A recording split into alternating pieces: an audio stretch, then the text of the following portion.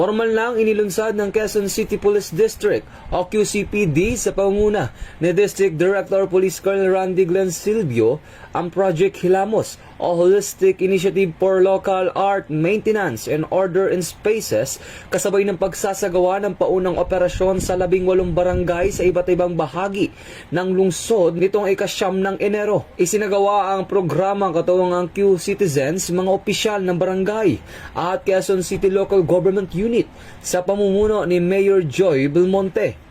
Layunin nitong panatiliin ang kaayusan at kalinisan sa mga pampublikong lugar, maiwasan ang vandalism, at isulong ang ligtas at walkable at child-friendly na kapaligiran. Sa kalaw ng unang yugto ng operasyon ng mga pangunahing kalsada, paaralan, park at pampublikong pasilidad sa Quezon City. Ang Project Hilamos ay kaakibat ng Upland Dignity ng DILG at sumusuporta sa City Ordinance laban sa vandalism at paninira ng ari-arian.